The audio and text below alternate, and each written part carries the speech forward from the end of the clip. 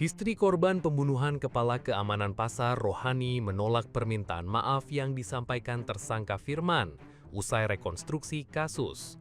Menurutnya, pembunuhan terhadap suaminya bukan terjadi secara spontan, melainkan telah direncanakan jauh sebelum peristiwa berdarah itu terjadi. Pernyataan itu disampaikan Rohani kepada awak media usai mengikuti rekonstruksi yang digelar penyidik Polsek Balikpapan Selatan, Kamis, 30 Juli 2026. Rohani menilai pengakuan tersangka yang mengaku hendak meminta maaf kepada korban sebelum kejadian hanyalah alasan untuk meringankan perbuatannya. Itu alasan dia saja, bilang mau minta maaf itu cuma alibi. Menurut saya, semua sudah direncanakan sejak sebelum puasa, ujar Rohani. Ia mengaku mengetahui hal tersebut dari cerita almarhum suaminya semasa hidup. Menurutnya, korban pernah menyampaikan bahwa tersangka kerap datang ke pasar meski tidak memiliki pekerjaan maupun kewenangan di lokasi tersebut. Suami saya cerita kalau dia tiap hari datang ke pasar, ngasah pisau, minum minuman sama teman-temannya, padahal dia bukan pedagang, bukan penjaga malam, bukan siapa-siapa di pasar, katanya. Rohani juga mengklaim tersangka sering membuat keresahan di lingkungan pasar dengan mengintimidasi petugas keamanan. Dia melarang petugas keamanan menarik iuran, padahal dia bukan petugas. Bahkan dia sendiri yang narik iuran bersama temannya. Mereka bawa pisau dan mengancam teman-teman jaga malam, tuturnya. Aja. Memang dia tinggal sama ibu juga? Dia pernah tinggal di rumah saya, minta tolong sama suami saya. Kalau dia tidak punya kerjaan itu di pasar, dia minta tolong suami saya untuk dipekerjakan di pasar. Suami saya nolong dia, bahkan tinggal di rumah saya. Jadi dengan ada proses rekonstruksi tadi, tanggapan Ibu seperti apa, Bu? Itu alasan dia aja itu minta maaf. Nah, ada itu sudah direncanakannya, itu sudah sejak sebelum puasa, itu sudah dia rencanakan sama teman-temannya dia. Nggak ada itu kalau alasan dia bilang minta maaf, itu cuma alibi dia aja. Kok Ibu tahu kalau dia Sudah merencanakan? Saya tahu itu, Pak, karena suami saya cerita sama saya ini, Dek, di pasar ini sudah kacau, sudah genting. Dia tiap hari datang ke pasar itu ngasah pisau, minum-minum sama teman-temannya. Padahal dia tidak ada kegiatan di pasar, dia bukan siapa-siapa di pasar. Bukan juga penjaga malam, bukan juga pedagang, bukan juga siapa-siapa. Dia datang ke pasar bikin onar, mabuk-mabukan. Malah ngancam-ngancam ini teman-temannya yang jaga malam diancam, Pak. Jangan sampai ada yang narik. Jangan sampai ada narik iuran. Padahal dia siapa? Dia bukan siapa-siapa. 3 hari sebelum kejadian ini bukan siapa-siapa di pasar. Sering pungli kah, Bu? Dia di akhir-akhir itu memang dia pungli, Pak. Karena dia tidak ada tugas untuk menarik iuran, tapi dia narik.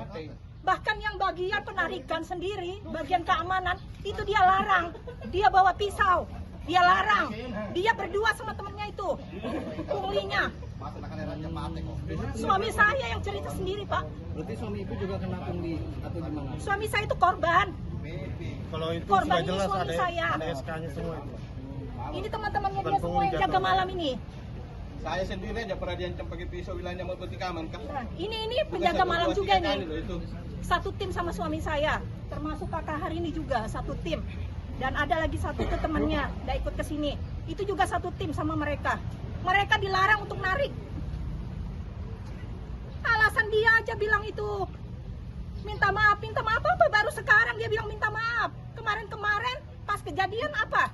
Dia bilang di Facebook itu dia laporkan ke semua kejadian ini sama teman-temannya dia bahwa dia merasa menang karena dia sudah menjatuhkan suami saya.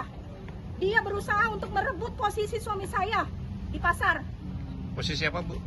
Posisi suami saya itu di situ sebagai kepala keamanan di pasar.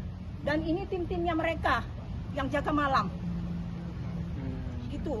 Nah, semenjak dia kerja tinggal di rumah saya, dia minta pekerjaan sama suami saya. Akhirnya suami saya mempekerjakan dia untuk membantu di pasar jaga malam. Dia digaji sama suami saya. Tinggal di rumah saya, makan di rumah saya. Sekarang begini, ini balasan balas budinya dia. Alasannya dia dikeluarkan dari tim lah. Alasan dia dikeluarkan, pertama, itu karena dia, waktu yang saya tahu, istrinya itu kan hamil besar. Nah, istrinya itu dibawa ke rumah sakit karena mau melahirkan. Akhirnya dia minta gaji sama suami saya. Minta pinjam sama suami saya, dikasih. Iya, tapi tetap diusahakan. Nah, dikasih sama suami saya. Tapi dia minta karena ada tagihan BPJS-nya itu sekitar 850.000. Dia minta gajinya full. Sedangkan rumah dia kan dia kok ngekos di rumah saya. Rumah saya itu kan ngekos bayar 500.000 per bulan. Otomatis kan gajinya dia dipotong sudah 500. Tapi dia minta gajinya itu full, dikasih. Nah, suami saya juga masih mengusahakan untuk itu. Tapi dia dari situ dia marah-marah. Akhirnya dikeluarkan sama suami saya, udah kamu keluar aja dari rumah. Nggak usah tinggal di rumah saya. Dan dari pekerjaan itu pun sebagai pembantu jaga malam udah dikeluarkan juga. Dari situ dia sudah mulai bikin onar di pasar. Mabuk-mabukan, ngasah pisau, ngancam-ngancam, semua timnya diancam. Bukan 1-2 kali aja, sudah berkali-kali. Dan ini pun sudah dilaporkan kepada kepolisian, tapi tidak ada tindakan apa-apa. Tidak ada tindakan apa-apa. Izin Bu, namanya siapa Bu? Nama Ibu siapa Bu? Saya Rohani. Rohani. Tidak ada tindakan apa-apa.